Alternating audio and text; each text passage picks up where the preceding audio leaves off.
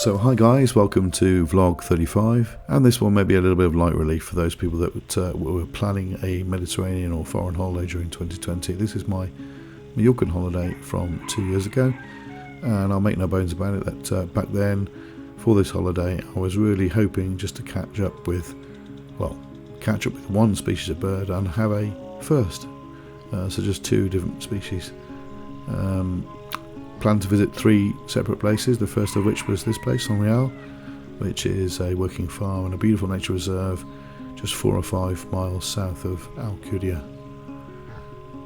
I arrived early because there was a really lovely heavy dew this morning at the start of the week, and I'm guessing that any birds out there that wanted to work the soil would be doing so early on.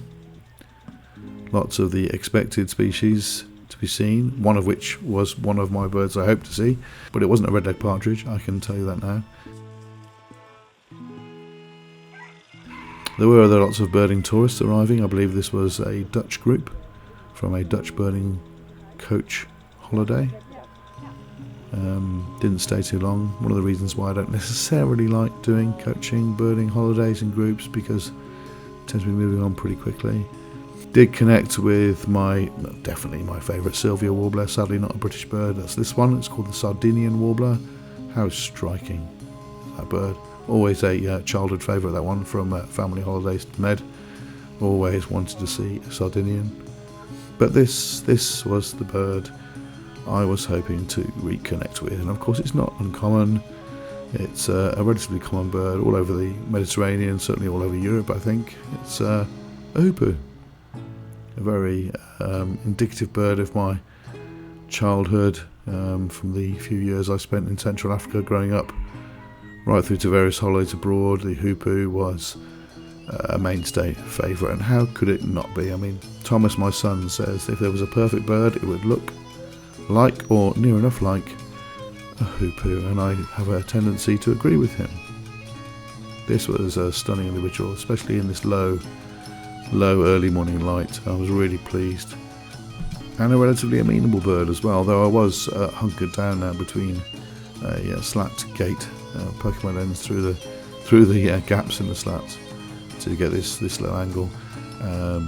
Fantastic to see, so close up, so intimately, it using that amazing beak, not just for probing. You can see it's covered there in the red Mallorcan soil, but also as a stabbing tool, and stuck with it whilst it tried to work this, what I believe would be a beetle larva, a fairly good sized one, so certainly a decent portion of protein there, but didn't want to stop existing, this one. So the beak was coming to full effect. Lots of stabbing, lots of trying to position it before you get the famous hoopoe flick, when the bird will flick the prey item, the invertebrate, in the air, whilst then bringing its head forward quickly to get it straight down the gullet. A very familiar move by hoopoes, and one that I really enjoy seeing.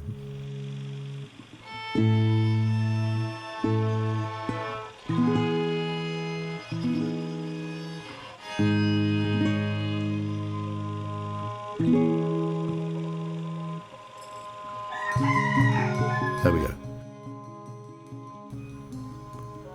So early on the week, first bird was out of the way. I'd had my dose of hoopoe. Really pleased with that.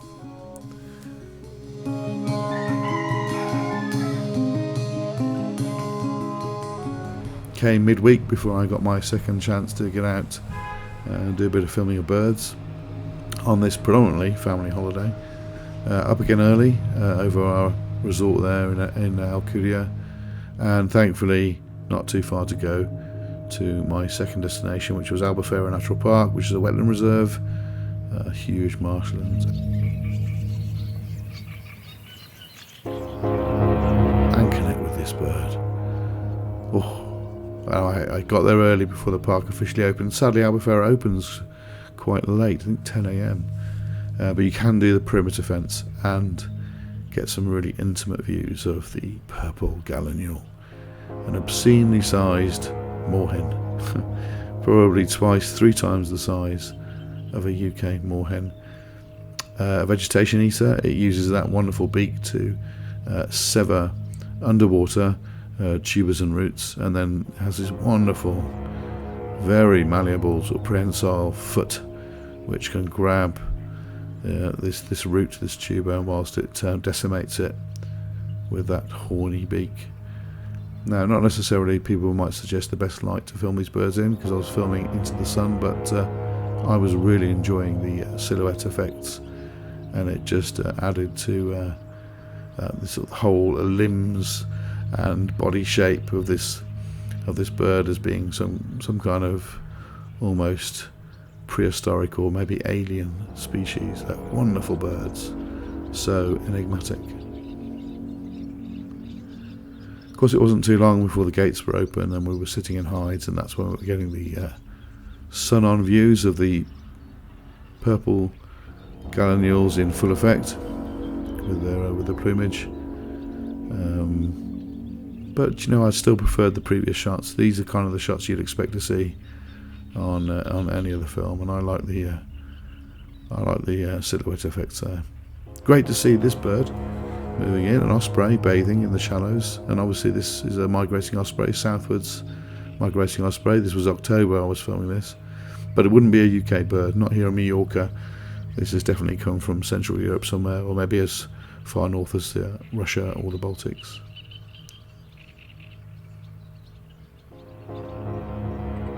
Maybe between a third and 2/3 of its way back to its West African coastal wintering grounds. Of course, no visit to Albufera can go without seeing this wonderful bird.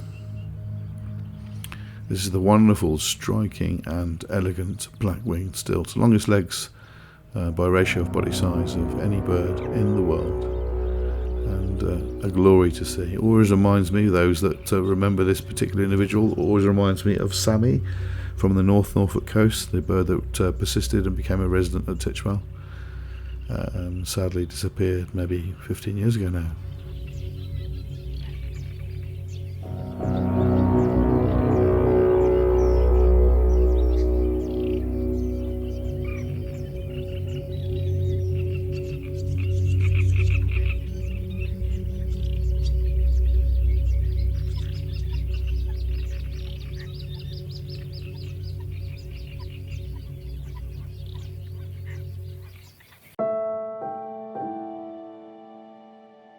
But it came to the very end of the holiday, the very end of the week, before I managed to try and connect with the second bird I really wanted to see.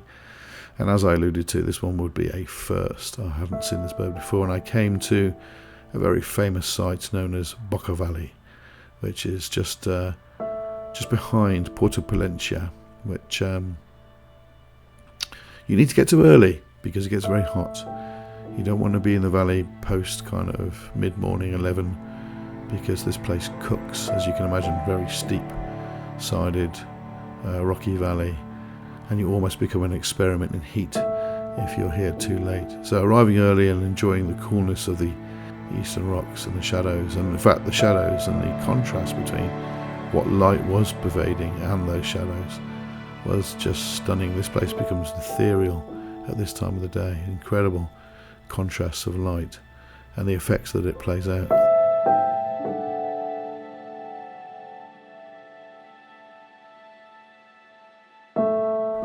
Always lovely to see the rock doves and the, I wouldn't call them feral goats, but they're pretty tame, but the rock climbing goats and the jeopardy they played out was always entertaining.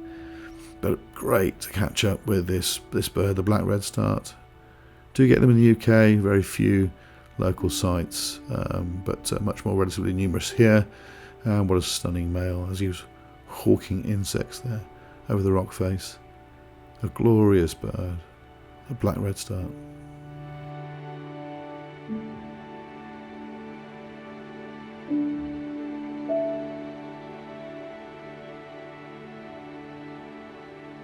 Sun now just about to peek over the highest ridges, so didn't really want to stay too much longer before it got too uncomfortable.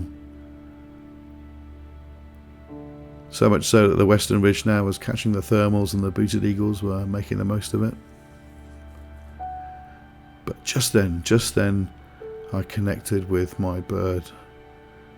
and it wasn't necessarily the gender of the bird I wanted to see. This was a female, but all the same, I mean, what a bird. This is the female blue rock thrush, and what a striking scalloped plumage she's got there. Glorious.